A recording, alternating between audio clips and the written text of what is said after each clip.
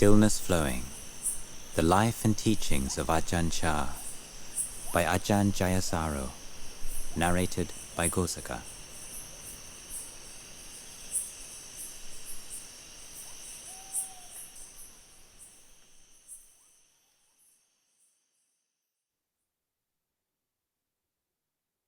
Chapter 10. Out of Compassion. Luang Por and the Lay Community.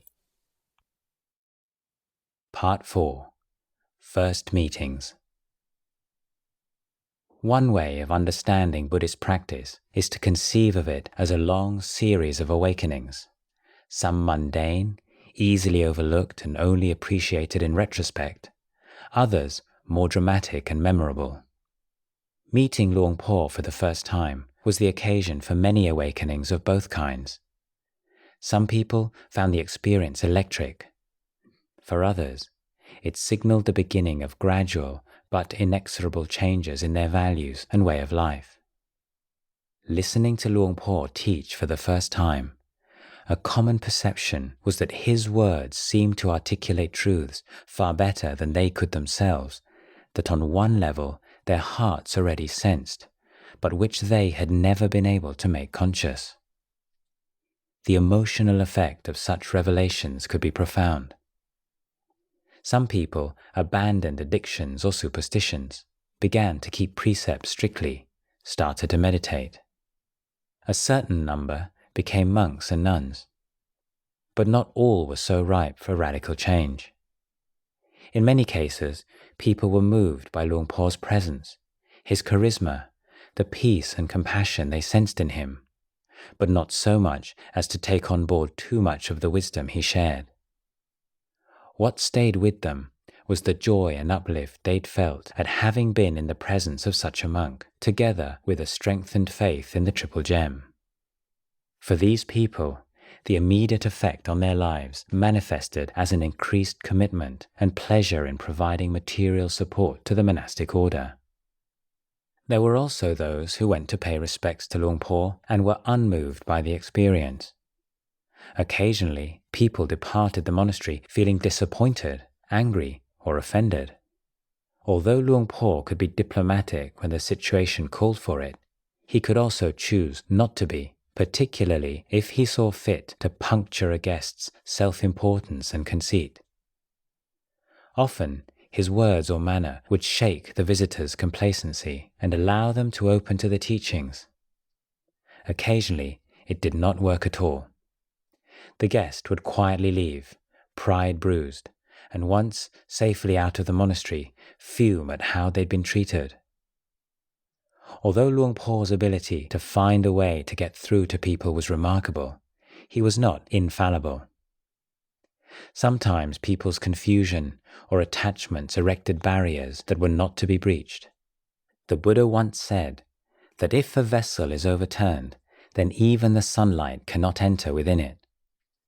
Luang Por himself was fond of the simile of the vessel full to the brim with water, allowing no space for more. Ta SOEI. Ta SOEI was so inspired by his first encounter with Luang Por that it led him to dismantle his simple wooden house and reassemble it on land close to the monastery. I first heard about Luang Por Chah from a monk I knew called Ajahn Chah. One day he told me that there are different types of monks. There are monks who practice well and correctly, and those that don't. Monks of the second kind are not true fields of merit. If you associate with them, you get no benefit. I asked him where I could find a monk of the first sort, and he said there was such a monk at Wat Ba Pong. Ajahn Chah took me along the first time. We arrived at about 3 o'clock in the afternoon and spoke with Luang Por until almost 7 in the evening. I completely forgot to get hungry. There were a lot of mosquitoes, but I didn't notice them. After the conversation was over, Luang Por gave a Dhamma talk that lasted until midnight. Then he told me to go and have a rest. But there was nowhere to lie down. The Dhamma hall hadn't been built yet. and so I sat and listened to Luang Por talk on through to dawn. Before Luang Por left on alms round, he told me to pick some edible leaves because the monks wouldn't have much to eat with their rice. He was right. When the monks returned, all they had, apart from rice, were chilies and fermented fish. So I pounded all that together, roasted the mixture in a pan, and made a sauce. There were about 6 monks altogether and the same number of meh cheese. The chili sauce was distributed evenly and we ate it with the rice and raw and boiled leaves. I stayed with Luang Por in the monastery for 2 days and then went home. I made a determination to go again. I don't know how he was able to explain the Dhamma in such a way that I could understand it so clearly. From that day onwards, I gave up drinking alcohol and fishing and taking the life of even the smallest creatures. Por NUPEE. In an early Wat Ba Pong publication, a legendary dialogue is recreated. Written with a certain amount of poetic license and apparently modelled upon dialogues between the Buddha and skeptical Brahmins found in the suttas, it relates how Por NUPEE, one of Luang Por's biggest critics, was tamed and converted into a loyal lay disciple. Por NUPEE was well read, unusually so at the time, and known locally for his knowledge and acumen. He took pride in himself as a free thinker, and in the village was generally considered a little too fond of his own views and opinions. On occasions, he would go with family and friends to listen to Luang Por's weekly Dhamma talk, but afterwards would always be critical of it to his friends. One day, on a visit to the Wat, Luang Por invited him to speak frankly about his criticisms and not worry about offending him. He wanted to know exactly what Por NUPEE's objections were. Much later, Por NUPEE was to admit that when Luang Por reassured him that he would not get angry whatever was said, he sensed an opportunity for which he had been waiting for a long time. If, he reasoned, he spoke strongly and Luang Por listened quietly, he would enjoy getting things off his chest. If Luang Por showed signs of anger, he would admonish him, "What kind of a meditation monk are you? You can't even endure a few harsh words." And so he jumped straight in, accusing Luang Por of being deluded. All religions are conventions, he declared. Their teachings are stories for children, made up to control people. Merit and demerit don't exist. Luang Por had fallen for this idea of Dhamma so completely that out of fear of creating bad Dhamma, he was hiding away in the forest and tormenting his body for nothing, rather than living in the real world. If he wanted to be a monk, then why not live in the monastery in the village instead of in the middle of a forest? Better still, he should disrobe and enjoy life. Luang Por sat through the whole tirade in silence, and then quietly repeated the Buddha's analogy of people cut off from the truth of things, being like lotuses submerged beneath the mud. He asked a question. If Por NUPEE did not believe in bad Dhamma, why didn't he take up armed robbery, or perhaps kill someone to see what that was like? Por NUPEE snorted that he wasn't stupid. If he killed someone, their family would hunt him down, or he'd be thrown into prison. Luang Por commented that that was why it was called bad Dhamma. On being challenged how he knew that all the effort he was putting into leading a virtuous life in the forest had any point to it, Luang Por chose to reply in terms his questioner might easily understand. Echoing the Kalama Sutta, he said that given the stakes, torment in a hell realm for a very long time, awaiting a wrongdoer if the law of Dhamma was true, assuming the law of Dhamma to be true was more intelligent than assuming it was not. Nothing significant was lost, and much stood to be gained. Luang Por's practical, down-to-earth answers gradually began to dissolve Por NUPEE's bluster. He finally admitted that he wasn't really so sure about this matter of Dhamma. In fact, he'd spent so much time thinking about it that he felt his head was going to split open. When he asked for some guidance, Luang Por said, "The important thing to understand is that you have to sincerely abandon the bad and cultivate the good before you can know if merit and demerit really exist." When NUPEE asked Luang Por how he might do that, he was told that with such serious wrong views, it wouldn't be good to give him any teaching yet, as he would only distort it. NUPEE had one more cutting rejoinder. Isn't the Buddha supposed to have more excellent knowledge and wisdom than anyone else in this world?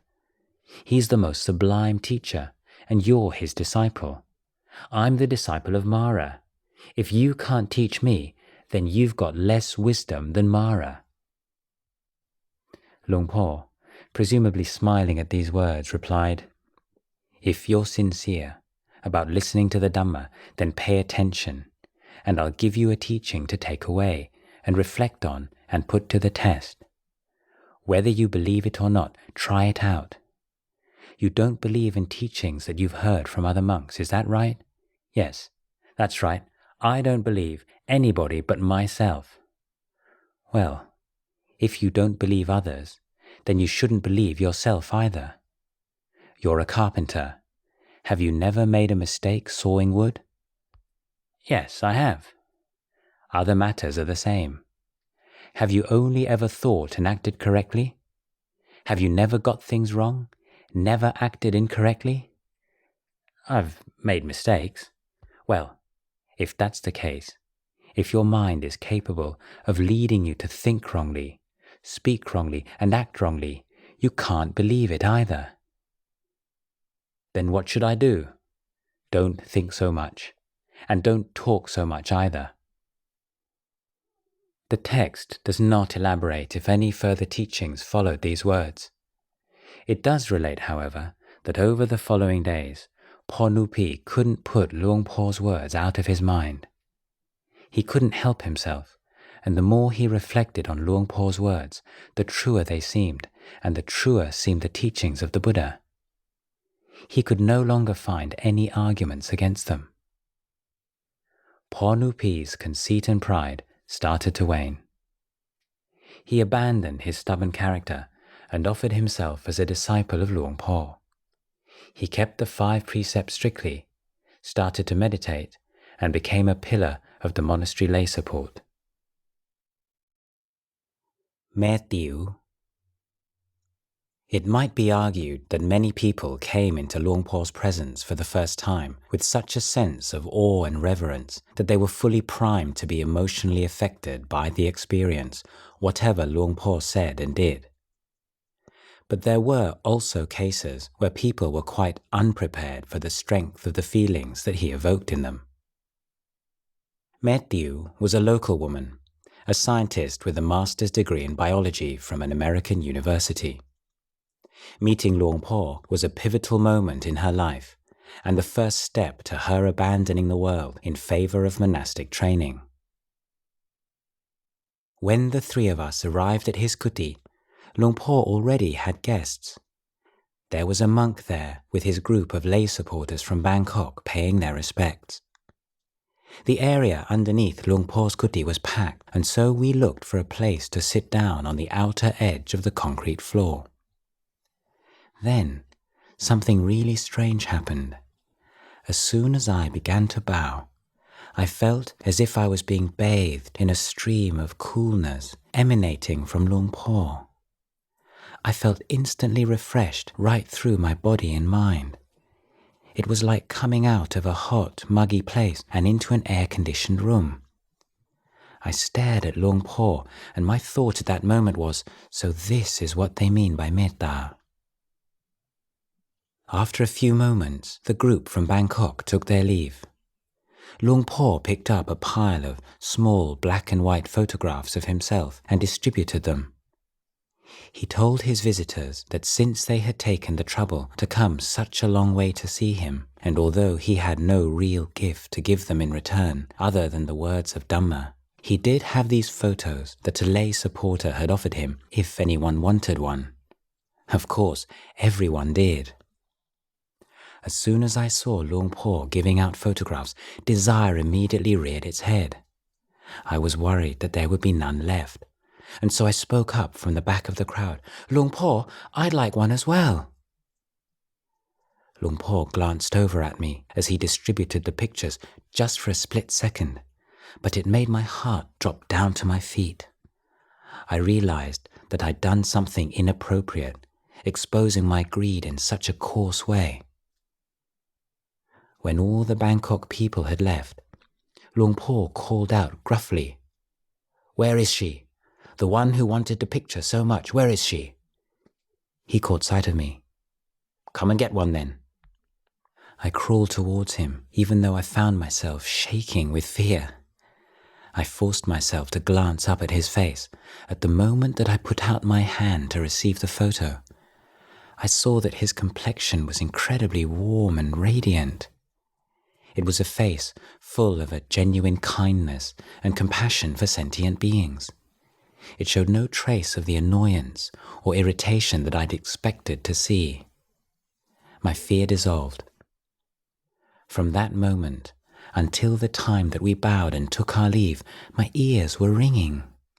I can't remember anything that Luang Por said to us. All I can remember is how blissful I felt. BUAPAH. In Thailand, monasteries have always been the place that people can go to seek respite when their life goes wrong.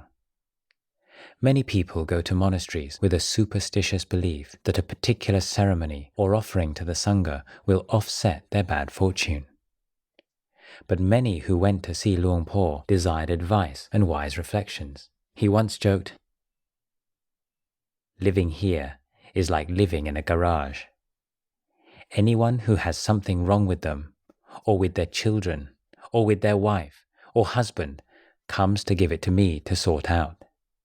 Just like someone whose car has broken down pushes it into the garage and gives it to the mechanic." The Buddha called separation from a loved one a messenger of Dhamma. In other words, the suffering caused by such separation wakes people up to the truths of life that they have formerly been able to ignore but can do so no longer. One of Luang Por's most devoted lay disciples, Po BUAPAH, first made his way to Wat Bapong during a period of inconsolable grief. "When I got back from the war, I married a girl from Na Sum. We had a couple of kids and we were happy. Then the younger one died. My wife and I were overwhelmed with grief. I missed that child so much, I couldn't eat or sleep. It was sad, but life went on. Now though, I felt as if I was just drifting along aimlessly. I couldn't shake off my depression." At that time, Luang Por had been at Wat Bapong for 2 or 3 years. A neighbor of mine saw how much I was suffering and suggested that I go to see him. He said he might be able to help me get over it, and I went to pay respects to Luang Por and told him my story. He told me that everyone in the world has to die sooner or later. There isn't a single village, a single house where there's never been a death. Even in monasteries, monks and novices die. Luang Por told Po BUAPAH that he too must die, and perhaps in no long time. Given that his time in the world was limited, endlessly grieving and lamenting for the departed was helpful to none. Wise people think of the uncertain time remaining to them and find renewed meaning in their life through devotion to goodness and virtue.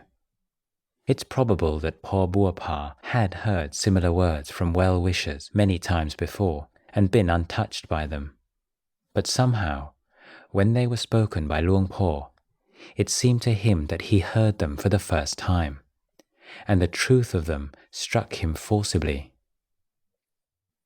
He said that me and my wife should work together to do whatever was of true benefit to ourselves and others. We should establish ourselves in right livelihood and steadily cultivate goodness and virtue as a supporting condition and provision for the future. As I listened to Luang Por's teaching, I found myself agreeing with everything he said. It was the turning point. And it made me enjoy listening to Dhamma. I started to nip off to see him more often. I learned many things, and my faith and respect in him grew and grew.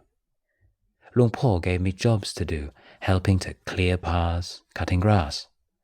I felt very proud to be his trusted helper. My happiness returned. Po Some people were impressed by Luang Por's teachings, but were too proud and stubborn to accept them without a fight. One such man was the herbalist Po who argued with Luang Por until he lost consciousness. Before I came to revere Luang Por, I argued with him for 4 days and nights. During the days, I was helping him plant a row of bamboo around the perimeter of the monastery.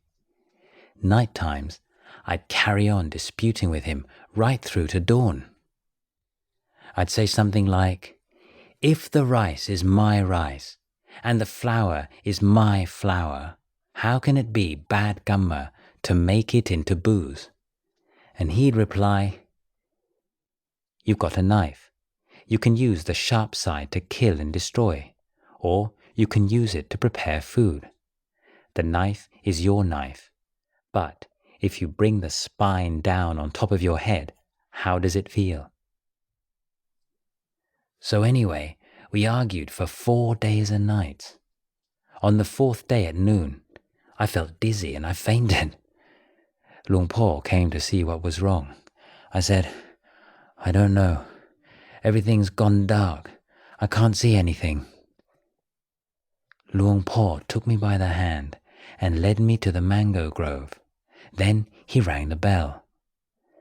There were about 6 monks in the monastery at that time. He told them to bring a mat and pillow for me to lie on. Then he told them to put 4 water jars to the north of me and 2 to the south and fill them up to the brim. I don't know how long I lay there before I regained consciousness. When I tried to retrace my movements, the last thing I could remember was that I'd been at the Dhamma hall, so what was I doing in the mango grove? I turned to the west, all confused, and then looked about me. At that moment, I heard Luang Por's voice calling me from behind my head, "Po Po I twisted my head back and saw him sitting cross-legged on a bamboo platform watching over me. He said, "That's what happens when you contend with a monk teaching the Dhamma. You argued all night, you argued all day, 4 days and 4 nights. It's not possible to defeat the Dhamma, you know, and that's why you fainted." I was starting to feel better. Water vapor is a folk remedy for reviving people when they fainted, and it was making me feel cool, comfortable and refreshed. When I look back now on what happened, I see that I had it all wrong. Luang Por said that someone who lives in a high place is capable of seeing a person who is below him, but someone who lives in a low place can't see someone who is higher. I reflected on that. He was right.